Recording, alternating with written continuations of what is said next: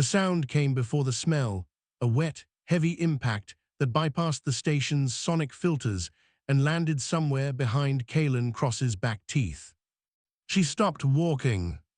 Around her, the obsidian concourse moved the way it always moved, dignitaries in layered robes angling their paths slightly, cleaning drones, rerouting 3 meters before reaching the restricted corridor's mouth, the station AI dimming the amber overhead panels in that section to the polite fiction of darkness.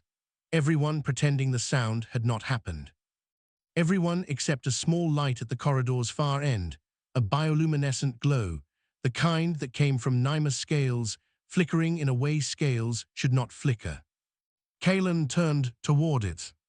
Her transport to the outer veil docking ring left in 11 minutes. She had filed the diplomatic attaché paperwork in triplicate. She had sat through 4 hours of the concourse authorities' intake briefing. She had, for the first time in her 18 months aboard this station, been on time for something. She turned toward it anyway. Stay close. What she found at the end of that corridor rewrote the rules of this place, and nothing on the station was ready for it. The corridor was marked restricted, cast precedence claim, which on the obsidian concourse was not a warning. It was a receipt.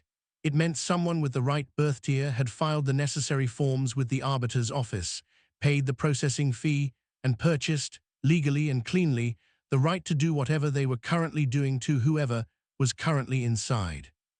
Kaelin had read the non-intervention treaty, 31 pages. She'd read it twice on the transit ship because there was nothing else to do, and she'd already memorized the emergency field surgery protocols.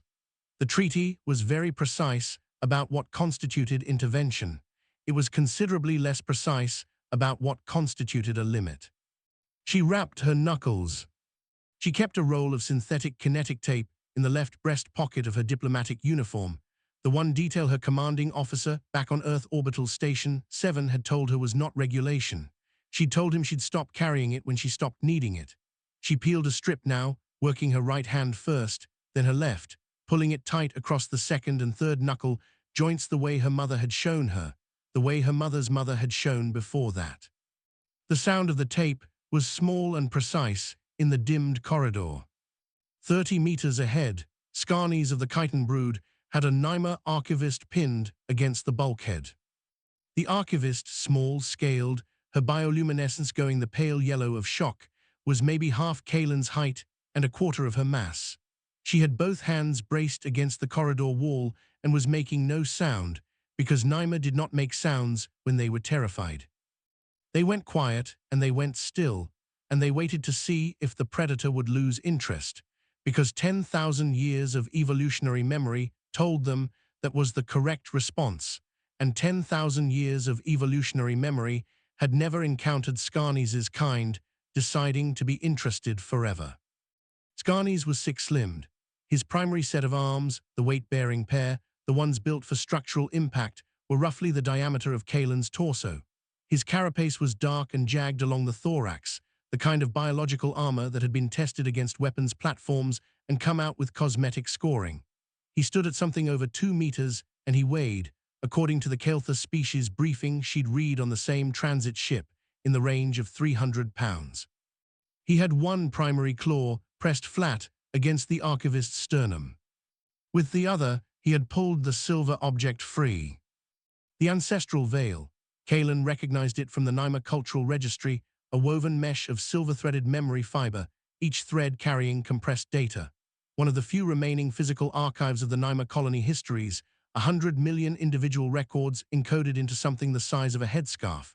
It was not a beautiful object, exactly. It was too dense for that, too heavy-looking for its size, the silver slightly tarnished at the edges from decades of careful handling. Scarnies dropped it on the deck.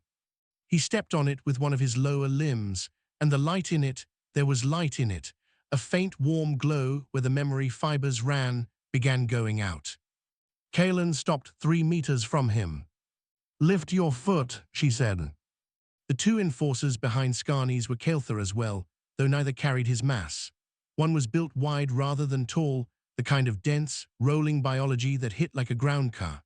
The other was slighter, with a translucent membrane along its lower jaw that pulsed when it breathed, and a smell coming off it that Kalen's hindbrain categorized as acidic before her conscious mind had finished processing the sentence she'd just spoken.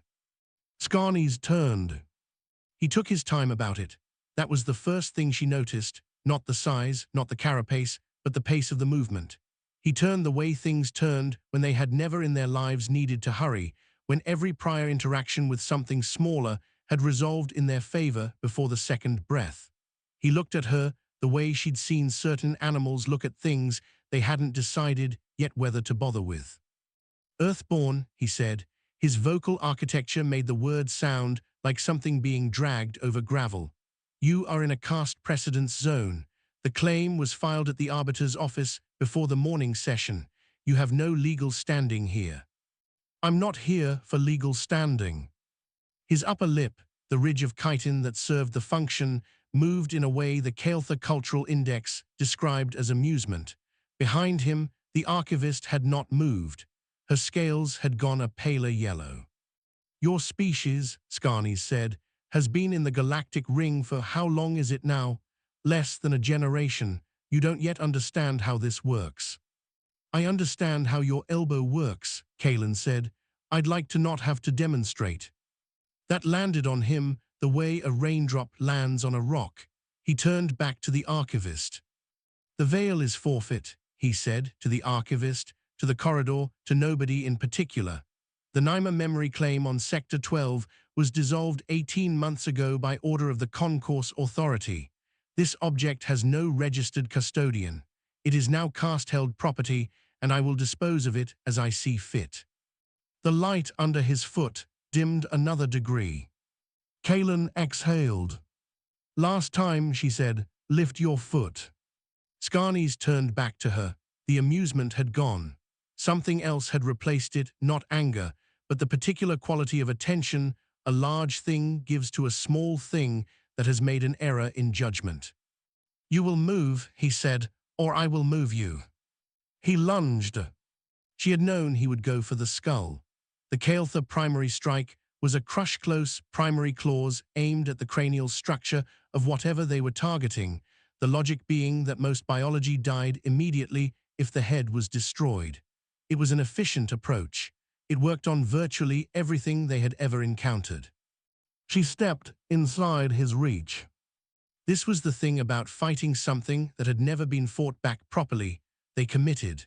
Scarnes's full mass came forward behind that primary claw, and when Kalen dropped her shoulder and moved toward rather than away, the geometry of his attack became the geometry of his problem. She caught the inside of his primary elbow. The joint, specifically the one the species briefing had noted, was oriented for flexion in one direction only, and she pivoted, using the gravplating under her boots as a brace, and she pushed. The sound the elbow made was flat and definitive. Scarnes's strike carried his claw past her left ear. His arm did not go with it the way it was supposed to. He made a sound she had not heard a Kael'thas make before. Behind him, the archivist dropped to the floor and scrambled sideways toward the corridor wall. The two enforcers had gone very still. Kalen took one step back and reset. Scarnes straightened. His primary arm hung at a wrong angle. He stared at it, then he looked at her.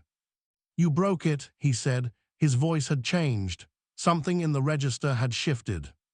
She said nothing. She watched the wide enforcer on the left begin to move. The brute came in low and fast, which surprised her. Most heavy-build species led with mass rather than angle, but this one had learned something from watching Scarnes go wrong. It was angling for her legs, looking to take the ground away. Kalen had about a half-second to process this before it was on her. She caught its fist. This was not a technique she would have recommended to anyone. It required a very specific read on where the mass was going and a willingness to absorb the initial contact rather than avoid it. The impact ran up through her wrists, through her forearms, into her shoulders, and she felt the gravplating flex slightly under her feet with the transferred momentum. But the vector was there. The brute's momentum was forward and down, which meant she had the geometry again, and she turned, pulling the arm with her, redirecting rather than stopping, and the brute's own velocity picked up its 300+ pounds and swung them in a wide arc into the reinforced bulkhead on her right. The bulkhead rang like a bell. The brute did not get up immediately.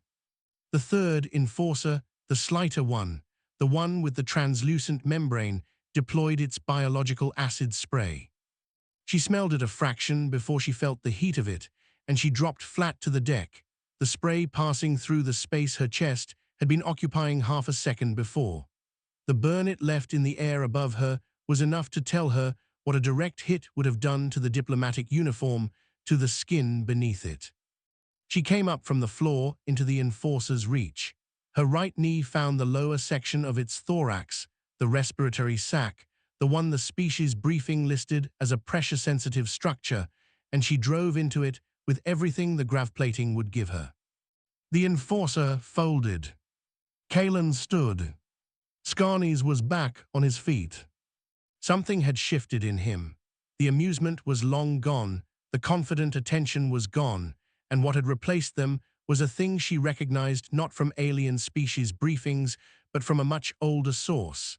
The behavior of something that has just realized, for the first time, that it is not at the top of the situation it is in. He looked at his enforcers on the floor. He looked at her. His carapace was moving with his breathing in a way it had not been before. "What are you?" he said. It was not a philosophical question. His lower limbs had shifted stance without him appearing to decide to shift them. The archivist, pressed against the corridor wall 3 meters to Kalen's left, was staring at Scarnes with an expression Kalen had no reference for, something between recognition and a very old grief. Kalen rolled her right shoulder once. The impact from the brute had found a spot between her second and third thoracic vertebrae that was going to be a problem tomorrow. She filed that away. "I told you twice," she said. "You had the option."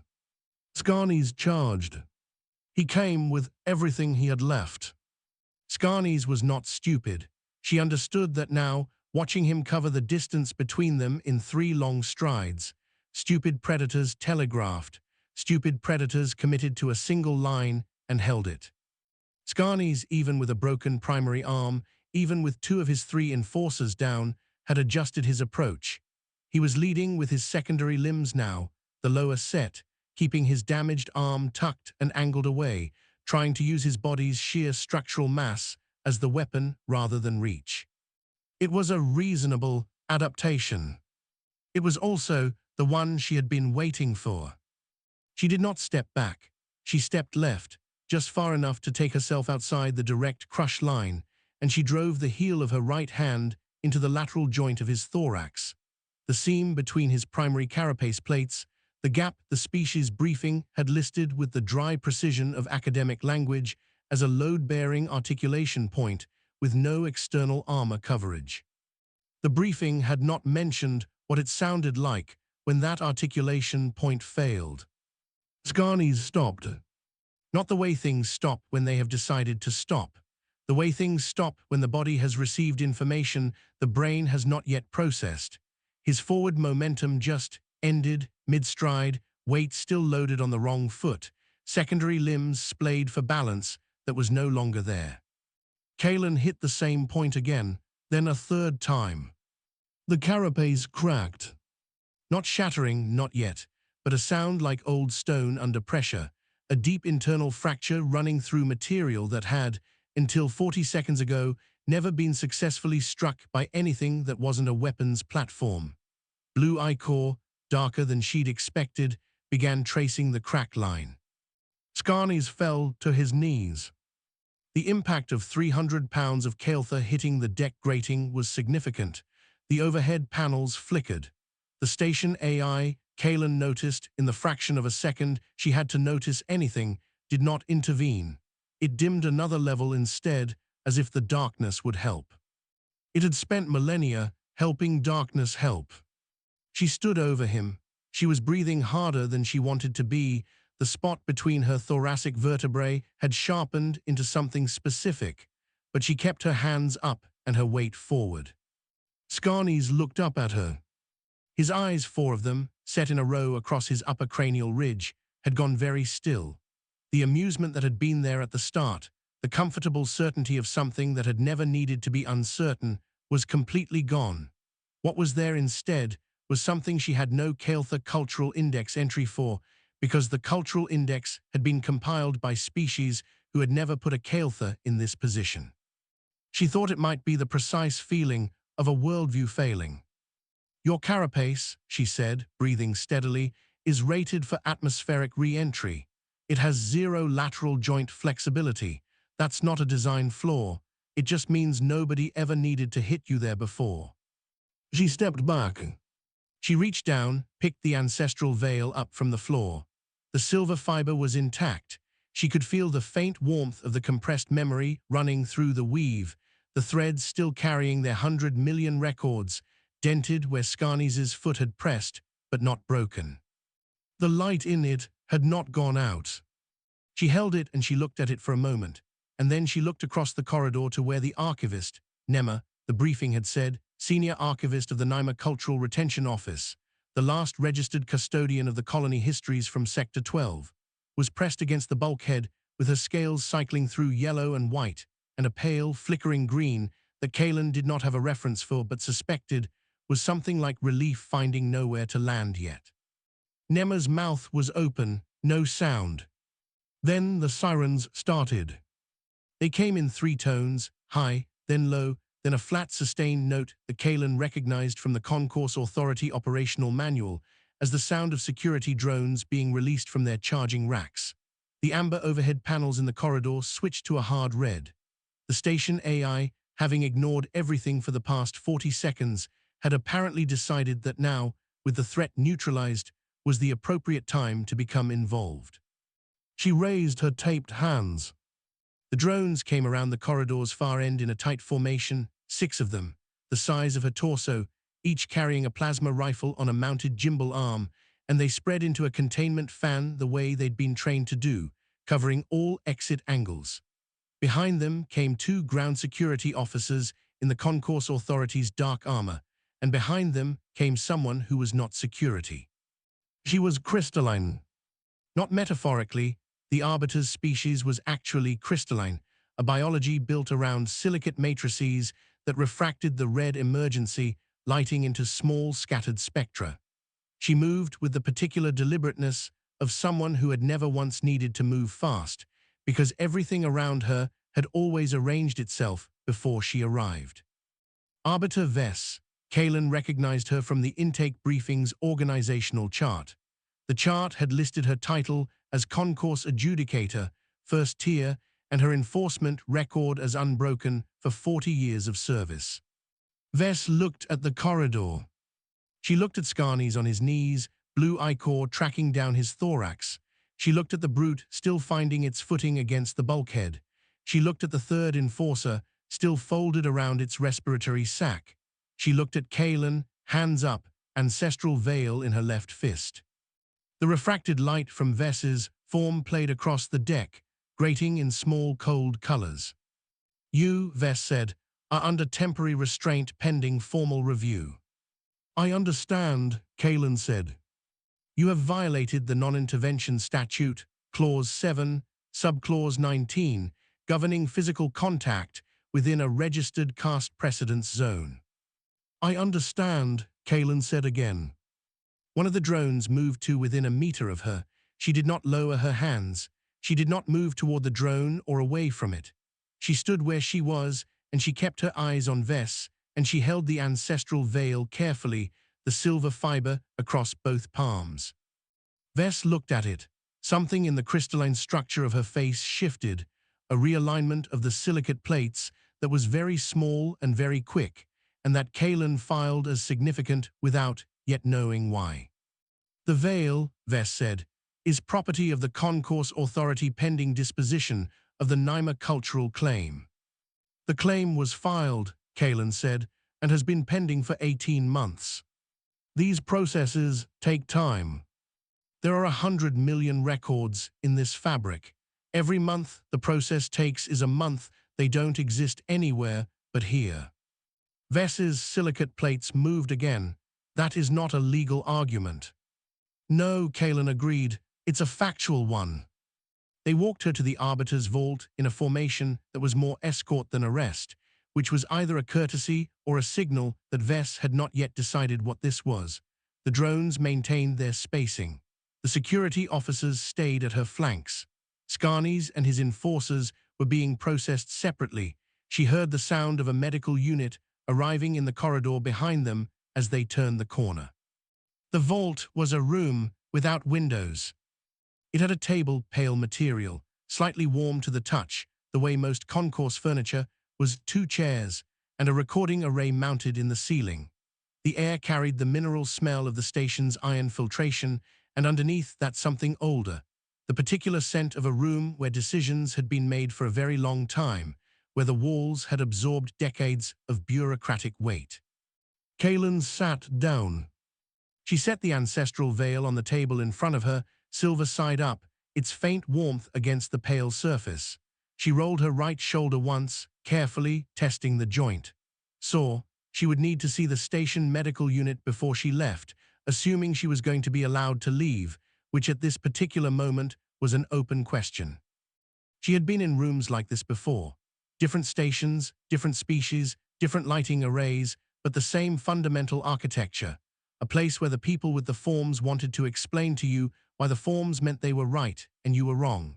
She'd learned early that the best approach to that architecture was to say very little until she understood which particular version of right and wrong was being constructed, and then to be very precise. Vess entered. The small cold spectre traveled with her across the walls. She sat across from Kalen. She did not look at the veil. The Chitinbrood enforcers had a valid precedence claim, Vess said, filed at 600 this morning, processed and logged. You were made aware of the zone designation. I was. You entered regardless. I did. Vess's silicate plates held very still. You understand that the non-intervention statute exists to preserve order in this hub. Hundreds of species, thousands of competing cultural claims. If every individual with a strong opinion about a caste action were permitted to simply act on that opinion, this station would be ungovernable. Kalen looked at her. How long has the Naima claim on Sector 12 been pending? A pause. That is not directly relevant to. 18 months, Kalen said. Nema, the archivist, she filed the original cultural retention application the month after the colony dissolution. The supporting documentation is 61 pages. It has been reviewed twice and sent back for additional materials both times. She paused. What materials were requested? The silicate plates shifted. I would need to review the specific. Proof of active custodianship, Kalen said, which requires the veil itself, which she cannot submit for review without losing physical custody of it, which the Chitinbrood's own precedence claim would then supersede. Vess was silent. So the system, Kalen said, requires her to give up the thing she's trying to protect in order to prove she should be allowed to protect it. And while that circle runs, anyone with a valid precedence claim can access the zone. She looked at the veil on the table. That's not a bureaucratic inefficiency, that's a design. The recording array in the ceiling hummed at its baseline frequency. The mineral smell of the room sat around them, thick and old. Vess said very quietly, you broke 3 Kael'thar enforcers. Yes. One of them is a ranked member of the Chitinbrood High Caste. His family holds 4 infrastructure contracts with this station. I know. You don't seem concerned. Kalen looked at her steadily. I'm an Earth Orbital Infantry attaché on a diplomatic secondment. My commanding officer is Vice Admiral Ren Strauss, who is currently in the middle of renegotiating the human transit corridor rights through this sector. She paused. If you charge me, that negotiation becomes complicated. If you hold me, it becomes very complicated. If you return me to my ship and file no charges, it stays a station security matter involving a caste precedence dispute and a Deathworld national who was provoked. Vess had gone very still. Not the stillness of someone considering their options. The stillness of someone looking at a situation and seeing, for the first time, exactly what the terrain was. Kalen set both hands flat on the table. Arbiter Vess, she said, I've read your treaty, every page of it. What I didn't find, anywhere in 31 pages, was the part where it says my species has agreed to watch. The recording array hummed. The ancestral veil lay between them, its silver threads carrying their 100 million quiet records, its faint warmth touching the pale table, its light neither dimming nor brightening, simply there. Vess moved first. Not toward Kalen, she pushed back from the table, rose, and crossed to the far wall where a secondary display panel had been running on low. She touched it, and the display expanded to fill the wall. The corridor footage, time-stamped, the full 40 seconds from the moment Kalen had entered the restricted zone to the moment the drones had arrived. She watched it without speaking. Kalen watched Vess watch it. The footage was clear. The concourse authority's sensor grid was thorough, multiple angles, good resolution, the kind of documentation that had been designed to protect the station's legal position in exactly these situations. It showed Scarni's pinning Nema to the bulkhead. It showed his foot on the ancestral veil. It showed Kalen entering, wrapping done, hands visible, issuing a verbal warning twice before Scarni's initiated physical contact. It showed very clearly who had moved first. Vess ran it a second time. Then she stopped it at the frame where Scarni's primary arm was at the wrong angle, and she held it there, the frozen image filling the wall behind her. There will be a formal review, she said. I know. The Chitin brood will file a counterclaim. They have the resources to hold that process for years. I know that too. Vess looked at her. You don't appear worried. I appear patient, Kalen said. Those aren't the same thing.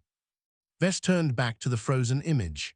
The angle caught Scarni's mid-fall, the crack in his thorax just visible at the edge of the frame, blue ichor beginning its line. She studied it the way you study a document you have read correctly but wish you had read differently. The chitin brood, Vess said slowly, has never been successfully physically challenged by any species with less than twice their structural mass. We don't rely on structural mass. I'm becoming aware of that. A pause. The Kael'thas Cultural Briefing your diplomatic office submitted on arrival listed humans as a Grade 2 physical threat, standard non-augmented biology, limited natural armor, optimal habitat restricted to a narrow band of atmospheric and gravitational conditions. That briefing was accurate. Then explain, Vess said, what I'm looking at. Kalen looked at the frozen frame, at Scarni's arm at its wrong angle, at the look on his face that the footage had caught in perfect resolution, that specific quality of a certainty failing in real time. You're looking at a species, she said, that spent several 100,000 years being the soft thing on a planet full of things that weren't soft. We didn't survive that by being structurally impressive. We survived it by being very precise about where the weak points were and very willing to use them. She paused. The carapace briefing was in the Kael'thas species file.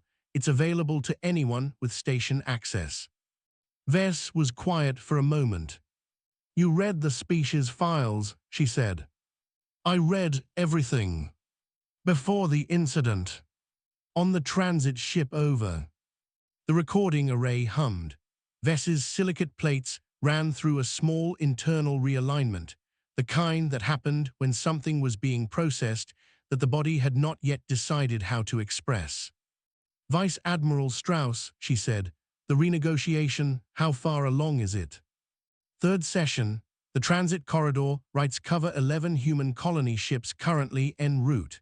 If the negotiation stalls, those ships have no clear passage for the next 18 months.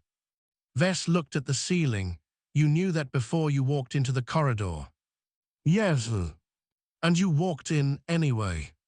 Scarni's was destroying 100 million records. They're backed up. They're not, Kalen's voice stayed level. The Naima colony histories from Sector 12 were physically encoded into that veil as the colonies were dissolved. The encoding process is irreversible. The data doesn't exist in any other format. When Scarni's foot was on it, he wasn't damaging a copy. He was ending the only version. She paused. Nema knows that. She's known it since the application came back the first time.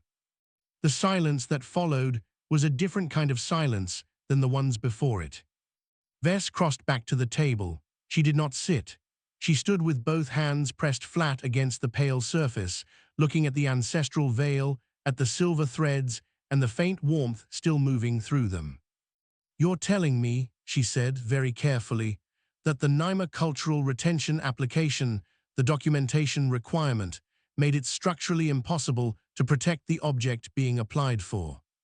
"I'm telling you what I read in 61 pages of supporting documentation that has been sitting in your review queue for 18 months. The silicate plates held absolutely still. "My review queue," Vess said. "You're the concourse adjudicator, first tier. The NIMA claim falls under your jurisdiction." Kalen looked at her steadily. "I'm not saying you designed it. I'm saying the system you administer produced this corridor and that veil on that floor and Nema against that wall. Whatever the intent was, this is what it made." Vess left the room. She did not explain where she was going or how long she would be gone. The recording array kept humming. The two security officers remained outside the door, visible through the narrow panel beside the frame. Kalen sat in the chair and rolled her right shoulder and thought about the spot between her thoracic vertebrae. She would need the medical unit regardless. The question was whether she was going to it as a free person or as a detained one, and that question was currently in a room somewhere else being decided by a crystalline adjudicator who had just been told, in very plain language, that her review queue had helped destroy something irreplaceable. Kalen did not feel good about the way she'd said it. She had said it because it needed to be said, and because Vess was intelligent enough to follow the logic, and because the alternative was a formal review process that would take years and accomplish nothing while Nema waited in a corridor for the next caste precedence claim to be filed. But needed and good were different categories. She picked up the ancestral veil. She turned it in her hands. The silver fiber caught the vault's flat white light and held it differently than the overhead panels, warmer, more specific, the way old things hold light when they've been near people for a long time. She ran her thumb along one edge carefully and felt the faint pulse of compressed data under the weave. The thread density was extraordinary. Whoever had encoded this had done it at the limit of what the technology allowed, packing the records in as tight as the medium could hold.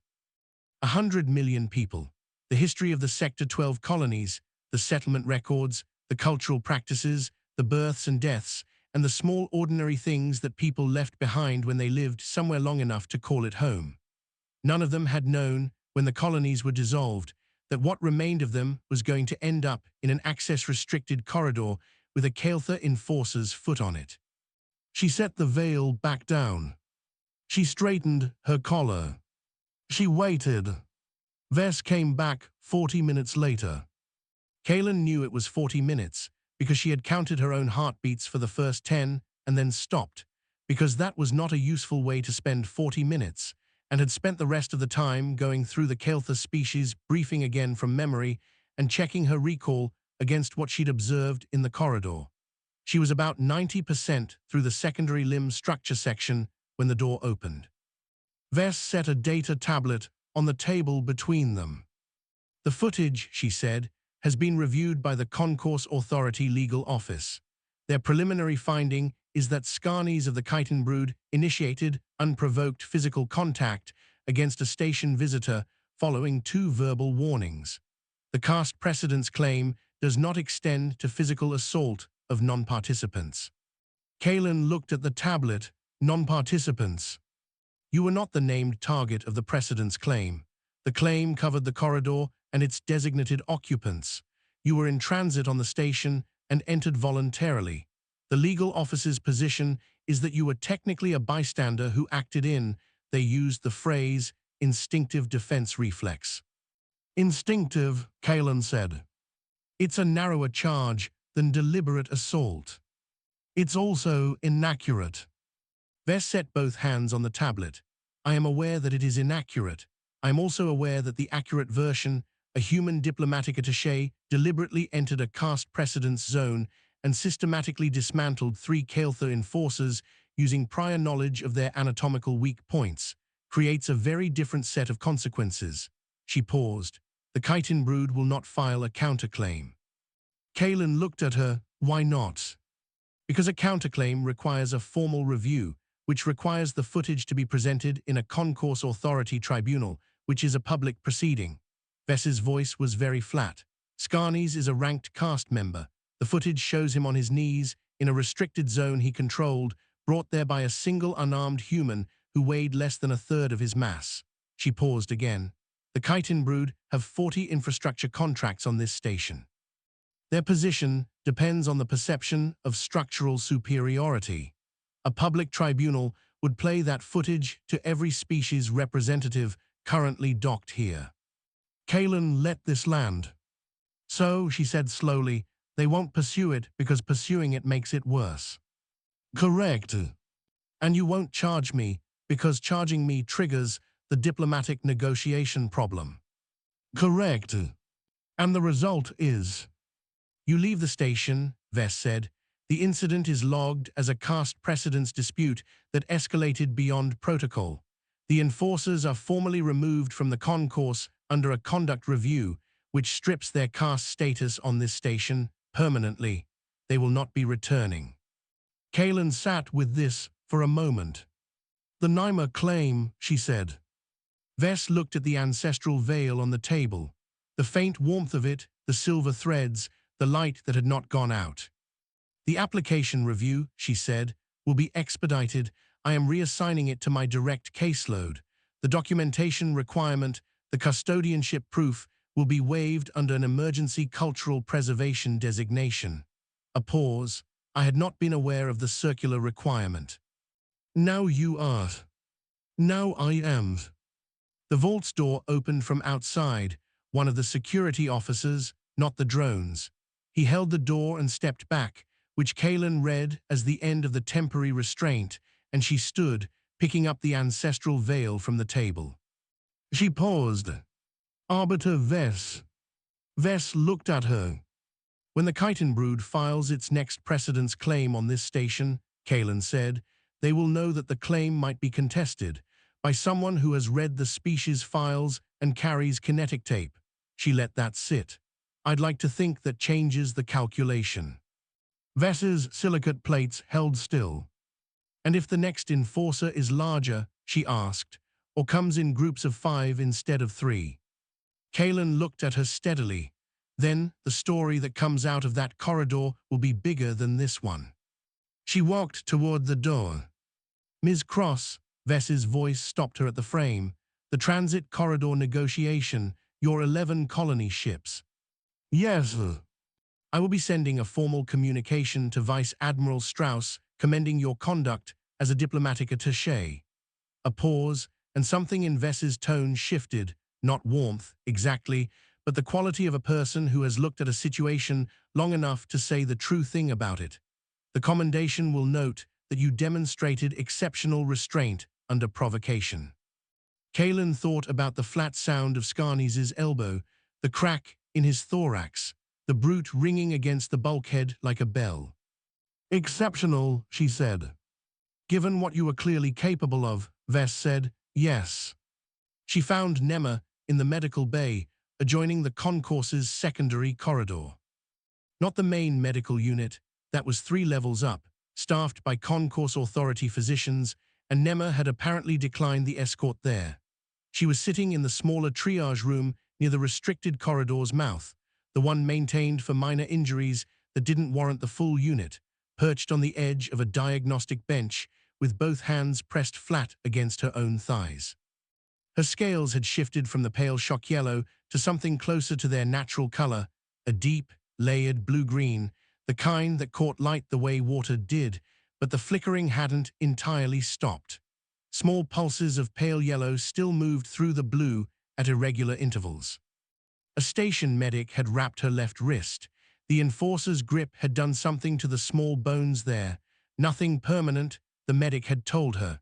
Kaelin got this from the medic herself, who was still in the room, tidying instruments with the particular focus of someone who wanted to look busy. Kaelin stood in the doorway. Nema looked up. Her eyes were large and dark, the Naima iris fully dilated in the room's low light. She looked at Kaelin's hands, at the kinetic tape still wrapped across her knuckles, slightly frayed at the edge where the brute's fist had made contact, and then at the ancestral veil folded over Kaelin's left arm. Neither of them said anything for a moment. The medic finished with her instruments and found a reason to step out. Kaelin crossed the room. She set the veil on the diagnostic bench beside Nema, not handed to her, just set it down, the silver threads against the bench's pale surface, close enough for Nema to reach without reaching toward Kaelin if she didn't want to. She had learned, early in the diplomatic secondment, that the speed of giving something back mattered as much as the giving. Nema's right hand moved to the edge of the veil. She touched it with 2 fingers, very lightly, as if checking something she already knew. The flickering in her scales slowed. "The application," Kaelin said. "The Arbiter's office is expediting it. The custodianship requirement is being waived." Nema looked up at her.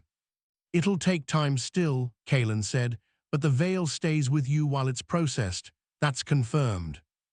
Nema's mouth opened slightly. She had the Naima dental structure, small, flat, designed for a diet that didn't require tearing, and the movement was not quite a smile and not quite not one. "You read our application," Nema said. Her voice was higher than Kaelin had expected and precise.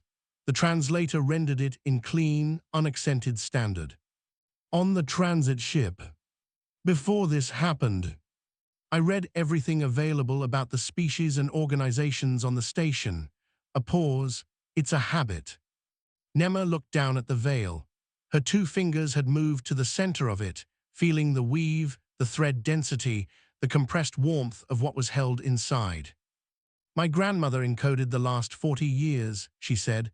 Before the dissolution, she sat with the equipment for 6 weeks. She paused. She said the machine kept asking her if she was sure, because the encoding was irreversible. A pause. She said she told it yes every time. Kaelin said nothing. "I don't know what happened to her after," Nema said. "After the dissolution, the colony records were already in the veil by then." The small triage room held its silence. Outside, the concourse went about its business, the soft traffic of 100 species moving through a hub designed for frictionless transit, designed to absorb everything without leaving a mark. Kaelin looked at the veil. She had a transport to catch. The one after her original had already left. There would be another in 2 hours, and she had clearance documentation to refile and a message to send to Vice Admiral Strauss that would need to be worded with some care, and a medical appointment she had been putting off since the moment she'd sat down in the vault. She looked at Nema's wrapped wrist, at the small bones inside it that would be sore for weeks. "The veil," Kaelin said. "How many of the threads are still active?" Nema's fingers moved across it. "All of them," she said. "It reads complete." Something in Kaelin's chest, settled that she hadn't known, was unsettled. She left the medical bay 20 minutes later and walked back through the concourse. The station had resumed its normal pattern, the cleaning drones on their routes, the ambient light restored to amber, the corridors moving with the usual traffic of diplomatic personnel and transit passengers and the various species who maintained permanent residence on the hub. Nobody looked at her. Or rather, 1 or 2 did, a pair of Kael'tha in trade robes who tracked her movement for a fraction too long before looking away, and a cluster of smaller beings near the transit board whose body language shifted slightly as she passed. She noticed without reacting. She had a blister forming on her right heel from the diplomatic boots, which were not designed for the kind of lateral movement the corridor had required. The spot between her thoracic vertebrae had sharpened from sore to a specific, pointed ache that she would need to address before the next transport. Her right knuckle tape was coming loose at the edge. She stopped at the transit board. The next departure to the outer veil docking ring was in 90 minutes. She pulled the filing terminal from her uniform pocket and began working through the rescheduling documentation. The forms were not complicated, just numerous, requiring timestamps and reason codes and a signature from the station transit authority, which would take roughly as long as everything else on this station took. She filled out the reason code field.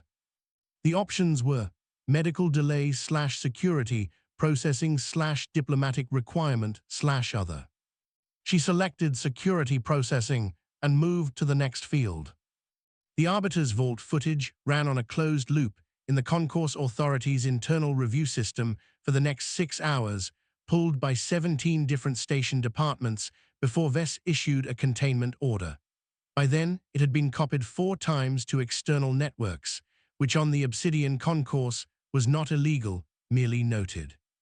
Kaylin did not know this while she was filling out her transit forms. She learned it later from a message that reached her on the Outer Veil transport, forwarded by someone in the diplomatic office whose name she didn't recognize, with a subject line that read, "Thought you should know." What she did know, standing at the transit board in the amber light of the concourse, was that scarnies of the Chitinbrood had been processed through the authority's conduct review in under 3 hours, a pace that the conduct review process had, according to its own charter, never previously achieved. She knew because the processing notification had been sent to her as the incident's primary witness, which was standard procedure, and it had arrived on her terminal while she was completing the reason code field. Scarnies and both his enforcers, caste status suspended, station access revoked, permanent. She put the terminal away. She stood at the board, and she looked at the departure listings, and she thought about 40 years of a woman sitting at an encoding machine, answering yes every time it asked if she was sure. She did not go to the medical unit before the transport. She meant to. The appointment was on her schedule 40 minutes before departure, enough time to have the thoracic joint assessed and properly treated. She walked toward the medical unit's level, took the lift, and stepped out into the corridor where the unit's entrance was. There was a Naima child sitting on the floor outside it. Small, maybe a third of Nema's height, with scales that hadn't finished settling into their adult color, yet still the pale, shifting blue of early development, not yet the deep layered green. The child was drawing something on a data pad with one finger, the kind of formless patient drawing children do when they are waiting for an adult and have run out of things to look at. Not distressed, just there. Kaylin stopped. The child looked up. Its eyes were dark and very wide, the iris fully dilated in the corridor light. Kaylin looked at the data pad. The drawing was abstract, lines mostly, and something that might have been a figure, and a shape that could have been almost anything. "Is someone with you?" she asked. The child pointed through the medical unit's door. Kaylin nodded. She turned and walked back to the lift and went to the transit bay and waited her 90 minutes in a seat near the departure gate. Her thoracic joint would need attention on the other end. It could wait. The transport to the Outer Veil docking ring took 40 minutes. She spent them in a window seat, watching the Obsidian Concourse recede through the port glass. The station was large enough that it took most of the transit before it shrank to something she could take in whole, a ring structure, dark and precise, positioned at the intersection of 6 trade lanes, built to be exactly what it was, a place where the powerful moved through and the less powerful learned to stay out of the way. It looked, from here, exactly the same as it had always looked. She knew it wasn't. Not because of what she'd done, 1 corridor, 3 enforcers, 40 seconds. That was local, specific. The Concourse Authority had absorbed that and processed it and converted it into paperwork with impressive speed. The station would go on running the way it had always run, on the same laws and the same caste hierarchies and the same forms filed in triplicate. But there was footage in 4 external networks now of something that wasn't supposed to be possible, and the species representatives currently docked at the Obsidian Concourse had all received the conduct review notification, because that too was standard procedure, and the notification listed the reason for caste suspension, which was required by the charter to be specific. Insufficient structural superiority to maintain precedence zone control. She looked at her hands. The kinetic tape was almost fully unwound now, the adhesive giving out after the morning it had been through. She pulled the last of it free and folded it and put it in her pocket. The concourse was a point of light behind the transport now, and then it wasn't visible at all. 4 days later, in the outer Vale docking bay, a message reached her from an address she didn't recognize. It was short, no subject line. The body text was a single image, a still frame screenshot quality from what she recognized as the concourse's internal sensor grid, the restricted corridor, the moment just before she'd entered. It showed, in the corner of the frame she hadn't been watching at the time, Scarney's, in the seconds before she'd spoken, looking toward the corridor entrance, looking at her. The expression on his face, captured in that fraction of a second before his certainty had reassembled itself into amusement, was something she didn't have a Kael'thas Cultural Index entry for. She had won now. She looked at it for a long time. Then she closed the message and went back to the transit filing she'd been working on and did not send a reply, because there was no reply that needed sending, and because somewhere in the Obsidian concourse, an archivist was sitting with a silver veil across her lap and an expedited application in a queue and all 100 million records intact. She picked up the roll of synthetic kinetic tape from the corner of her bunk. Unwound, she needed a new roll before the next briefing. She added it to the requisition list and moved on to the next item. Outside the port glass, the stars sat where they had always sat, cold and far away, indifferent to what happened in the corridors between them. But in one of those corridors, on one of those stations, every cast enforcer currently docked had pulled up the conduct review notification and read the reason code, and some of them had read it more than once, and not one of them had said anything about it out loud. They didn't need to. The bureaucracy remained. The forms still required 3 copies. The amber light still dimmed when it was supposed to look away. But every predator on the Obsidian concourse now knew there was a shadow that hit back, and the shadow weighed 140 pounds and read the species files on the transit ship and kept a roll of kinetic tape in her left breast pocket. And it was already somewhere else.